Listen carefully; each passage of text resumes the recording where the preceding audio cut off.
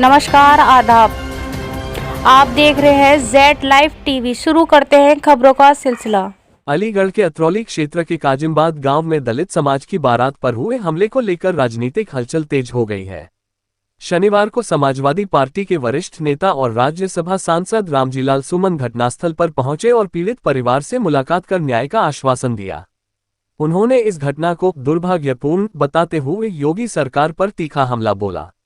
यह मामला गुरुवार रात का है, जब खुर्जा से एक दलित युवक की बारात अतरौली के काजिमबाद गांव पहुंची थी। बताया जा रहा है कि बारात में शामिल दूल्हे की गाड़ी गांव के एक बच्चे से मामूली रूप से टकरा गई।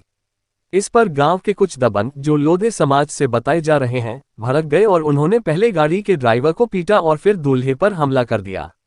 मारपीट के साथ साथ लूटपाट की भी बात सामने आई है।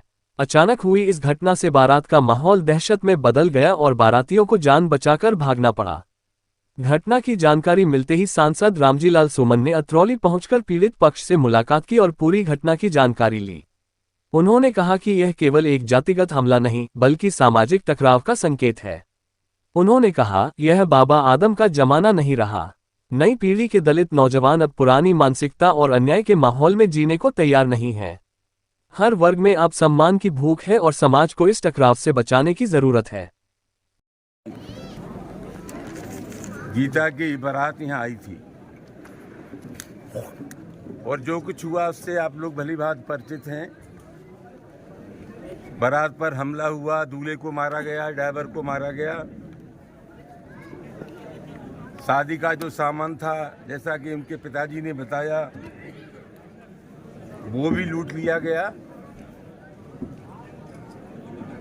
तो घटना अत्यधिक दुर्भाग्यपूर्ण है। उसके दो हिस्से हैं। एक हिस्सा तो ये है कि कुछ लोग अभी भी अपनी मनोवृत्ति से समझौता करने को तैयार नहीं है। ये बाबा आदम का जमाना नहीं है।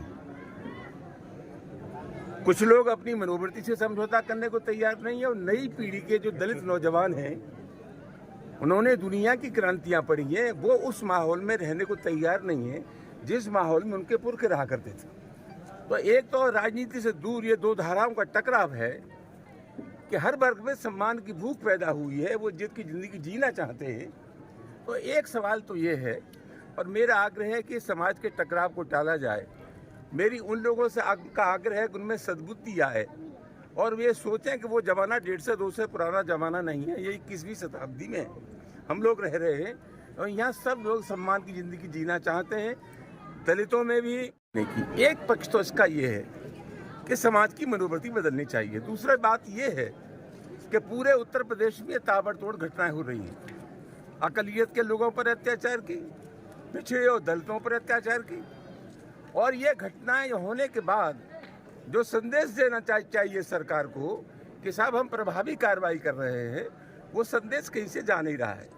लग ये रहा है कि जो आपराधिक प्रवृत्ति के लोग हैं, उनके ये मन की सरकार है, दिल की सरकार है, उनकी मनोवृत्ति की सरकार है, उनके जहनियत की सरकार है। इसलिए जो कार्रवाई होनी चाहिए वो कार्रवाई नहीं हो रही।